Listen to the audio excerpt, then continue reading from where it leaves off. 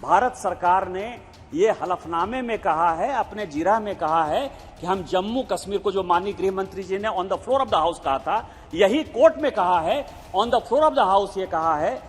और supreme court में हलफनामा में कहा है कि हम जम्मू कश्मीर को फुल स्टेटहुड का दर्जा देंगे और जितनी जल्दी होगा हम चुनाव कराएंगे, 1 साल के अंदर कराएंगे। कि राज्य को कोई भी सॉवरेन पावर नहीं है, किसी भी राज्य को तोड़ने का, जोड़ने का, यूनियन टेरिटरी बनाने का, अलग राज्य बनाने का, भाषा के आधार पर बनाने का, ज्योग्राफी के आधार पर बनाने का अधिकार केवल और केवल भारत सरकार के पास है। ये 1956 का रीऑर्गेनाइजेशन एक्ट पार्लियामेंट के पास का कानून पास करने के लिए इस देश के माननीय प्रधानमंत्री जी और गृह मंत्री जी के प्रति आभारी हूं कि एक पार्टी के कार्यकर्ता के नाते जो 1952 से जिस चीज का बीड़ा उठाया था हमारी पार्टी ने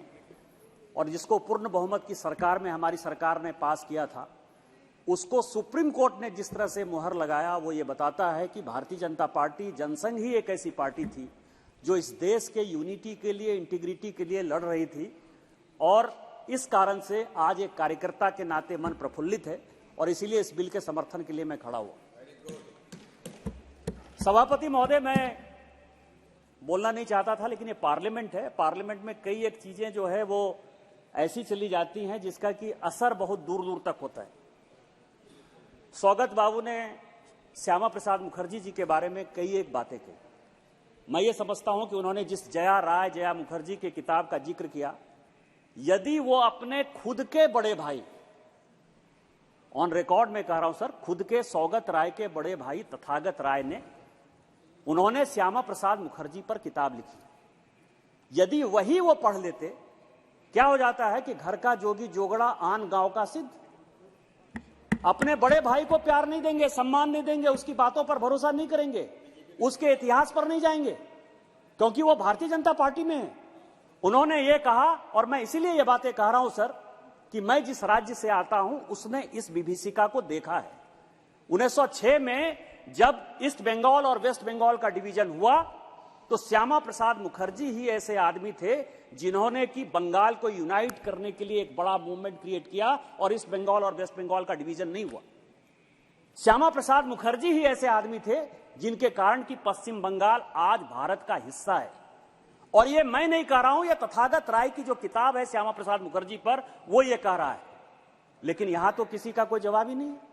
आप किसी भी बड़े आदमी के ऊपर कोई क्वेश्चन कर दीजिए, मार के चले जाइए। दूसरा सवाल यह है सर, राजा ने जो बातें कही या सुप्रिया जी जो बातें बोल रही थी, सॉवरेनिटी की बात कर रही थी, नेशनल इंटीग्रेशन की बात कर रही थी, चुनाव की बात कर रही थी कि चुनाव जो है,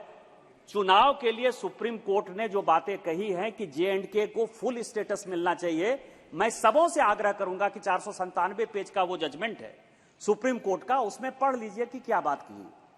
सुप्रीम कोर्ट ने अपने जजमेंट में कहा है कि solicitor general of India, Bharat सरकार ने ये हलफनामे में कहा है, अपने जीरा में कहा है कि हम जम्मू कश्मीर को, जो माननीय गृह मंत्री जी ने on the floor of the house कहा था, यही कोर्ट में कहा है, on the floor of the house ये कहा है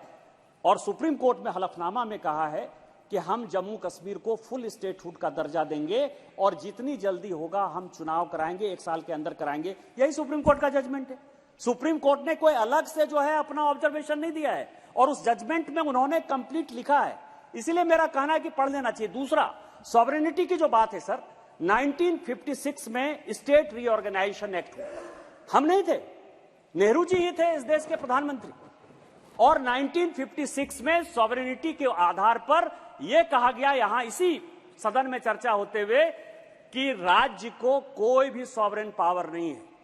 किसी भी राज्य को तोड़ने का, जोड़ने का, यूनियन टेरिटरी बनाने का, अलग राज्य बनाने का, भाषा के आधार पर बनाने का, ज्योग्राफी के आधार पर बनाने का अधिकार केवल और केवल भारत सरकार के पास है। ये 1956 का रीऑर्गेनाइजेशन एक्ट पार्लियामेंट के पास और नेहरू का एक्ट। दूसरा सवाल यह है कि जम्मू कश्मीर के लिए जो बातें कह रहे सर, सुप्रीम कोर्ट ने अपने जजमेंट में कहा है कि 1846 का जो अमृतसर ट्रीटी था और जिस ट्रीटी को 1858 में और 1890 में ब्रिटिश पार्लियामेंट ने एंडोर्स किया, उसके आधार पर पाक ऑक्युपाइड कश्मीर भी भारत का अंग है, यह सुप्रीम कोर्ट ने कहा। और यही कारण है कि माननीय प्रधानमंत्री जी और माननीय गृह मंत्री जी कहते हैं कि वो पाक ऑक्युपाइड कश्मीर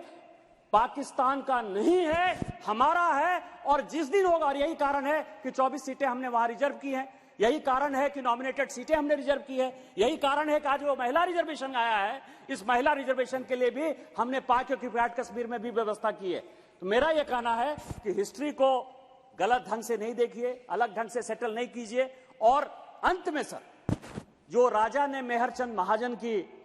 का जिक्र किया कि पटेल ने उनको बुलाया था, नेहरू ने नहीं बुलाया था, मैं लुकिंग बैक मेहरचंद महाजन की किताब है, मैं आग्रह करूंगा राजा से और देश से पढ़ लेने के लिए। मेहरचंद महाजन का कहना है कि मुझे बुलाया गया प्राइम मिनिस्टर के घर में, नेहरू जी के घर में 8 बजे सुबह, नेहरू भी बैठे हुए थे, सरदार पटेल भी बैठे हुए थे। मेहरचंद महाजन पाकिस्तान जाना चाहते थे,